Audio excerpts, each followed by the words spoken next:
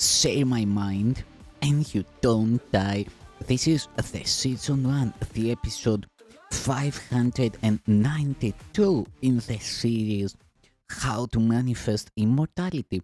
And the name of today's teaching is The Fourth Obstacle to Peace, the Fear of God. What would you see without the fear of death?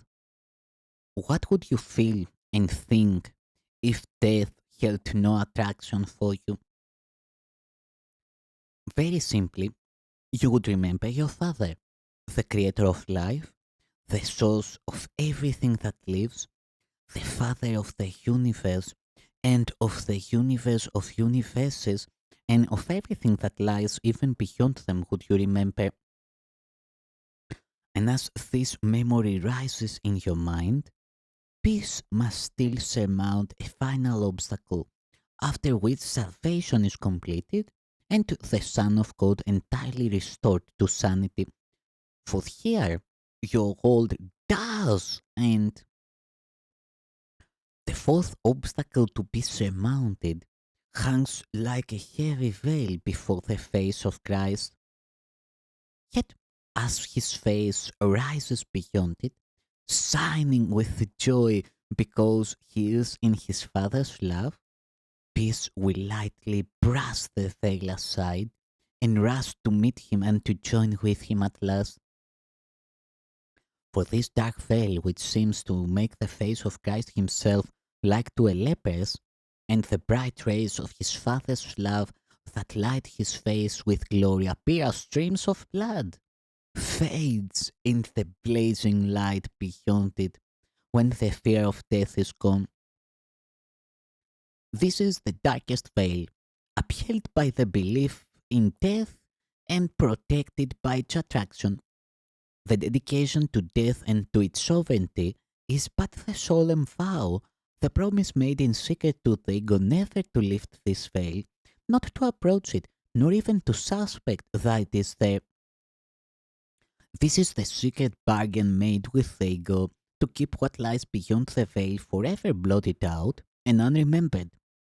Here is your promise never to allow union to call you out of separation, the great amnesia in which the memory of God seems quite forgotten, the cleavage of yourself from you, the fear of God, the final step in your dissociation. See how the belief in death would seem to save you. For if this were gone, what could you fear but life? It is the attraction of death that makes life seem to be ugly, cruel, and tyrannical. You are no more afraid of death than of the ego. These are your chosen friends. For in your secret alliance with them, you have agreed never to let the fear of God be lifted, so you could look upon the face of Christ and join him in his Father. Every obstacle that peace must flow across is surmounted in just the same way. The fear that raised it yields to the love beyond, and so the fear is gone. And so it is with this. The desire to get rid of peace and drive the Holy Spirit from you fades in the presence of the quiet recognition that you love Him. The exaltation of the body is given up in favor of the spirit which you love as you could never love the body. And the appeal of death is lost forever as love's attraction stares and calls to you. From beyond each of the obstacles to love, love itself has called, and each has been surmounted by the power of the attraction of what lies beyond. Your haunting fear seemed to be holding them in place. Yet, when you heard the voice of love beyond them, you answered and they disappeared. And now you stand in terror before what you swore never to look upon. Your eyes look down, remembering your promise to your friends, the loveliness of sin, the delicate appeal of guilt, the holy works and image of death, and the fear of vengeance of the ego you swore in blood not to desert, all rise and bid you not to raise your eyes. For you realize that if you look on this and let the veil be lifted, they will be gone forever.